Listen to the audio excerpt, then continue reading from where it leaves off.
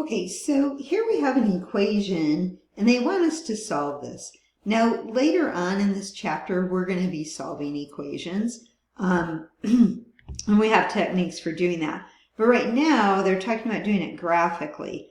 So it gives you directions in the book for a graphing calculator. I'm going to show you how to solve it using Desmos because it's free, and I'm not too worried about you being able to do it graphically, as we're going to be doing solving linear or logarithmic equations later on.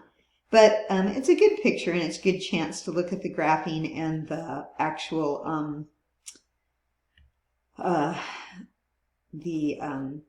actual way it works, like on a graphing utility. Okay, so to do this, I have to go to Desmos.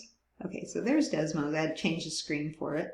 And when I type, that is going to be the trick, is me typing. So let me change my, I hate to do this, sorry. Let me change it though, because I wanted you to see how you type it in. So you take that equation that we had for, and I'm going to go natural log, so it's just ln, and it automatically changes it for me. I put the parentheses.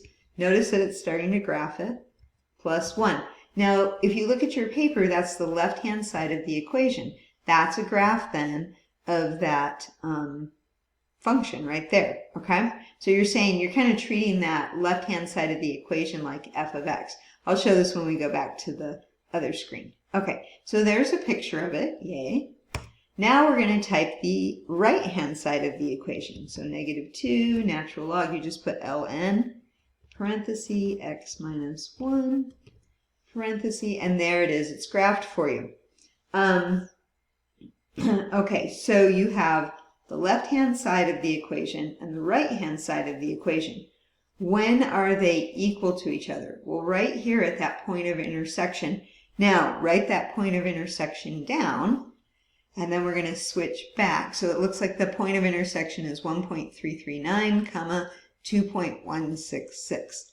Okay, now I'm going to go out of Desmos and back to the other screen. Okay, so you can watch me do this. So what we did was we graphed this function and we graphed this function. And we're saying, when are their outputs equal to each other? When does f of x equal g of x?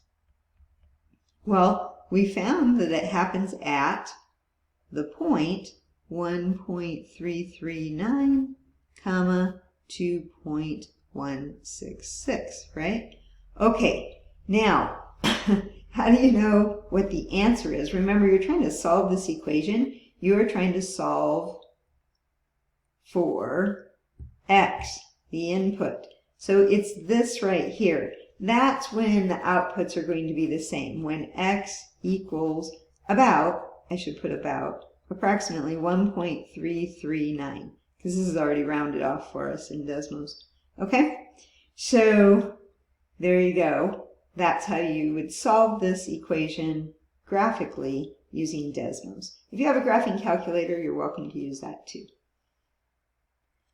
There won't be any questions on the exam where you have to use a graphing calculator. And there won't be any questions on the exam where you have to use Desmos even.